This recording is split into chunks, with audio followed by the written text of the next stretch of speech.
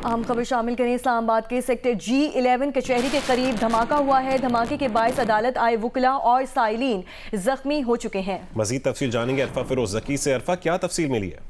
देखिए, इस्लामाबाद की जो कचहरी है G11 में वाक़ है, वो काफ़ी एक क्राउडेड जगह होती है और आज चूंकि जो है वो केसेस भी लगे हुए थे, तो तकरीबन अब से कोई 10 मिनट पहले एक धमाका हुआ है और जोरदार धमाका हुआ है। ये कचहरी के बाहर जो पार्किंग का एरिया है, वहाँ हमें जो इब्तदाई मालूमात मिली है कि वहाँ ये धमाका हुआ है और इसमें जो हमें पुलिस ज़राए से मालूम हुआ है कि ये गाड़ी में एक सिलेंडर था जो फट गया, जिसकी वजह से ये धमाका हुआ और उसके जो आसपास गाड़ियाँ थीं वो भी आग की लपेट में आ गई हैं। वो गाड़ी भी जो स्पॉट हुई है वो भी इस टाइम जो है वो आग की लपेट में आ गई थी और इसकी वजह से एक शख्स जो है वो शदीद जख्मी हुआ है, जबकि हमें जो मालूम हुआ है जराए से कि एक शख्स की वहाँ डेड बॉडी भी कंफर्म जो है वो कर दी गई है। पुलिस जराए से हमें कंफर्म हुआ कि एक शख्स की डेड बॉडी भी जो है वो कंफर्म कर दी गई है।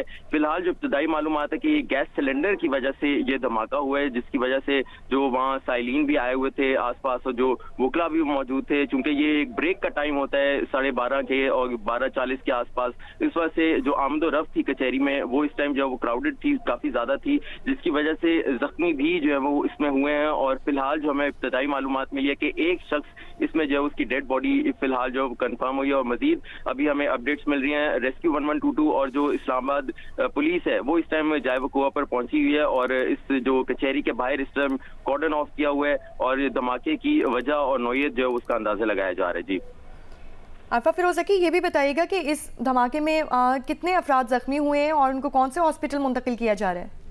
देखिए, जो कचहरी के बाहर ये धमाका हुआ है उसमें फिलहाल हमें एक डेड बॉडी की जो कंफर्मेशन हुई है और जो जख्मी है उसमें साइलिन और आपसे अपडेट्स लेते रहेंगे। बहुत शुक्रिया अपडेट करने के लिए।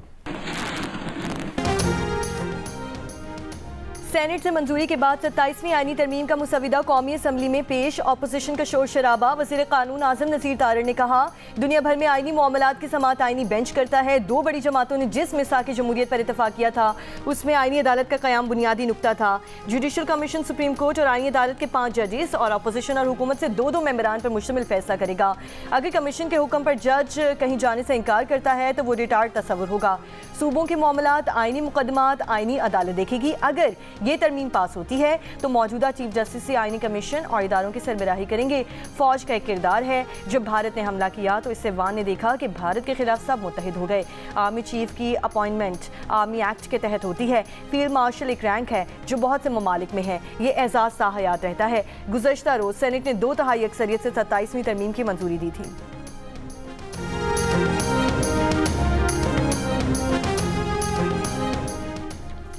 27वीं आईनी तरमीम की कौमी असम्बली से मंजूरी का मामला। हुक्मरान इत्तेहाद को कौमी असम्बली में 2/3 की वाज़ेह अक्सरियत हासिल। आईनी तरमीम की मंजूरी के लिए 224 वोट दरकार। हुक्मरान इत्तेहाद के पास 237 की अक्सरियत मौजूद। मुस्लिम लीग नून के 126, पीपल्स पार्टी के 74 अरकान की तरमीम को हिमायत हासिल। MQM के 22, मुस्लिम लीग काफ के 5 और इस्तेकाम पाकिस्तान पार्टी के 4 अरकान भी तरमीम के हक में। मुस्लिम लीग ज़िया 1, बाप पार्टी 1 और 4 आज़ाद अरकान भी आईनी तरमीम के हक में वोट देंगे। हुक्मरान इत्तेहाद में शामिल नेशनल पार्टी का आईनी तरमीम के हक में वोट ना देने का फैसला।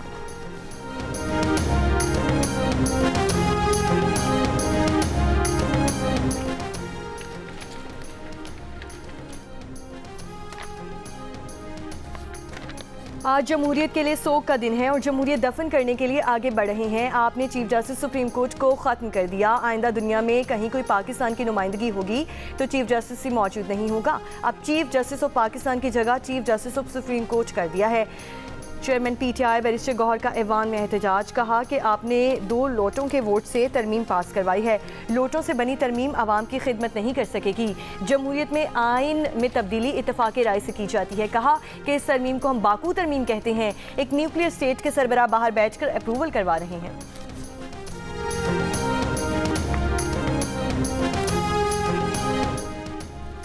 पीपल्स पार्टी की रहनुमा शाज़िया मरी ने कहा कि जनरल मुशर्रफ के हामी इस तरफ बैठे हैं।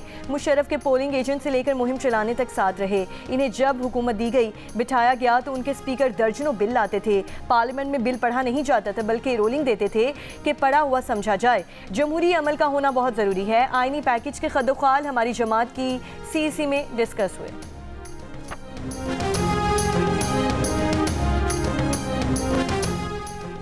कल शाम सेनेट से 27वीं तरमीम को 64 वोटों से पास किया गया। आप जानते हैं कि सेनेट की तश्कील 26वीं तरमीम के बाद कैसे हुई। पीटीआई के रहनुमा सलमान अकरम राजा की अपोजिशन रहनुमाओं के साथ प्रेस कॉन्फ्रेंस में गुफ्तगू। राजा नासिर अब्बास ने कहा कि आइन को मस्क करके चंद अफराद को नवाज दिया गया। मुफाद परस्तों ने ज़ाती मफाद के लिए तरमीम करके अवाम को धोखा दिया। खुद को मुस्तस्ना करार देने वालों के इरादे खतरनाक हैं। अब हम खामोश नहीं बैठेंगे। आसिफ कैसर ने मीडिया से गुफ्तगू में कहा कि 27वीं आईनी तरमीम में अवाम के लिए कुछ नहीं, तरमीम के लिए 2 सेनेटर्स को दबाया गया। अदालतों का इंतजामिया के मातहत किया गया। अब लोग इंसाफ के लिए कहां जाएंगे? अब तो सिर्फ अल्लाह की अदालत रह गई है।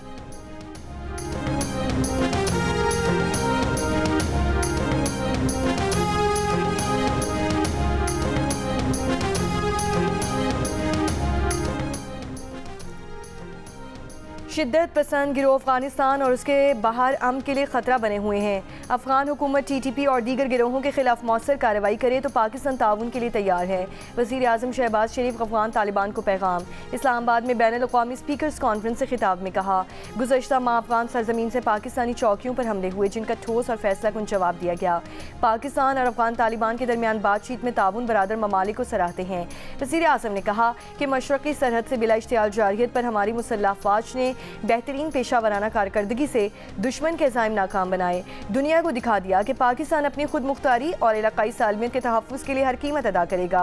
वज़ीर आज़म का कहना था कि पाकिस्तान आलमी शराकतदारों के साथ मिलकर मालियाती इस्लाहात ला रहा है। SMEs के फ़रोग़, नौजवानों को बाइख्तियार बनाना, रोज़गार के मौक़े पैदा करने पर तवज्जो मरकूज़ है। ख़वातीन को डिजिटल महारतें सिखाने और माली सहूलियात देने पर खुसूसी तवज्जो दी है। इस्लामाबाद में जारी 2 रोज़ा बैनुल पार्लिमानी स्पीकर्स कॉन्फ्रेंस में शिरकत के लिए आज़रबाईजान, उज़्बेकिस्तान, कीनिया, फ़लस्तीन, नेपाल के पार्लिमानी वफ़ूद शरीक। इस्लामाबाद हाई कोर्ट ने 190 मिलियन पाउंड केस में फैसले देने वाले सेशन जज की तैनाती रोकने की दरख्वास्त पर फैसला महफूज कर लिया। चीफ जस्टिस सरफराज जोगर ने कहा, दलाइल सुन लिए, हम इस पर ऑर्डर जारी कर देंगे। 22 साल बाद मामला अदालत आने से आपकी बदनीयती जाहिर होती है। इजाज़त नहीं दे सकता कि जब मर्जी हो दरख्वास्त दायर कर दें, जब मर्जी हो ना करें। वकील दरख्वास्त गुजार ने कहा कि टाइम बात अलग है। मामला अक्टूबर 2025 में मीडिया पर हाईलाइट हुआ। अदालत ने कहा, चलें देख लेते हैं। तहरीक इंसाफ बातचीत के लिए बैठने को तैयार ही नहीं। हुकूमत ने 27वीं आईनी तरमीम पर और वज़ीर आज़म ने ऐवान में 3 मरतबा उनको डायलॉग की पेशकश की। स्टैंडिंग कमेटियों से भी वो मुस्ताफ़ी हो गए। आईनी तरमीम पर इत्तेहादियों से रहनुमाई की बुनियाद पर कुछ तब्दीली हुई। तालीम, सेहत, आबादी, बल्दियात से मुतालिक इत्तफ़ाक़ राय नहीं हो सका। जैसे जैसे इत्तफ़ाक़ राय होता रहेगा, तरमीम होती रहेंगी। वज़ीर आज़म के मुशीर राना सनाउल्लाह की प्रोग्राम जियो पाकिस्तान में गुफ्तगू। कहा, मिलकर चार्टर ऑफ डेमोक्रेसी बनाया था, इसमें आईनी अदालतों का जिक्र था। 26वीं तरमीम में आईनी अदालत का मामला रुक गया था। मार्का हक में कामयाबी से जो सबक हासिल हुआ उसके मुताबिक मुसल्लह अफ़वाज के इंटरनल स्ट्रक्चर में तब्दीली की। ये बिल्कुल प्रोफेशनल मामला है, इसमें कोई सियासी बहस मुबाहिसे की बात नहीं।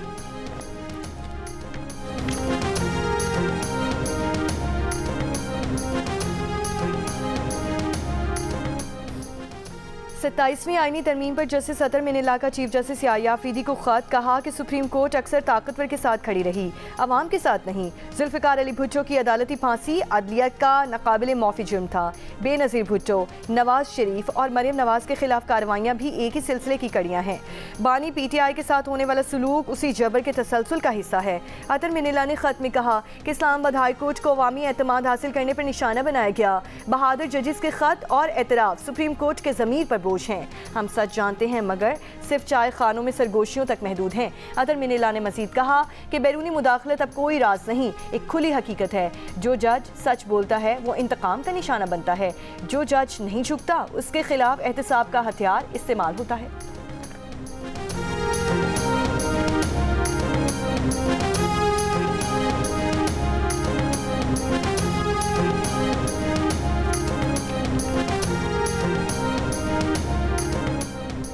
जनूबी वजीरिस्तान के कैडेट कॉलेज वाना के अंदर मौजूद 3 खारजियों के खिलाफ ऑपरेशन जारी। सिक्योरिटी ज़राए का बताना है कि कॉलेज में मौजूद तीनों खारजियों का ताल्लुक अफगानिस्तान से बताया जा रहा है।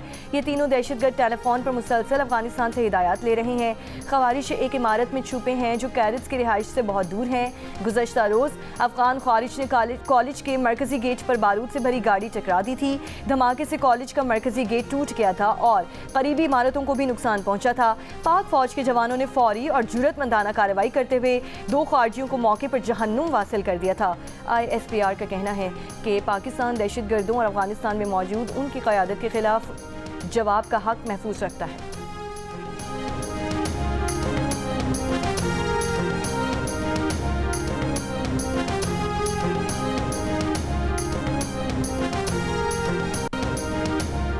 भारतीय सियासी रहनुमा और सहाफ़ियों ने नई दिल्ली धमाके को इंतखाबी फॉल्स फ्लैग करार दे दिया।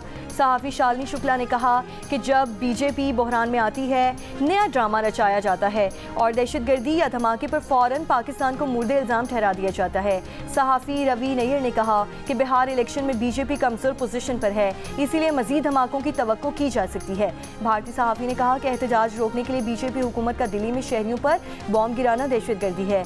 कांग्रेस के रुकने पार्लियामेंट ने कहा कि धमाके बिहार इंतखाबात से पहले का मुतवक्का सियासी इक़दाम था। सोशल मीडिया सारिफीन के भी बीजेपी पर सियासी मुफाद के लिए फॉल्स फ्लैग ऑपरेशन के इल्ज़ामात। साबिक RSS रहनुमा यशवंत शिंदे के अदालती हल्फिया बयान का हवाला दोबारा ज़ेर बहस है। नई दिल्ली में लाल किला मेट्रो स्टेशन के करीब गाड़ी में धमाके में 10 अफराद हलाक और 24 अफराद जख्मी हुए।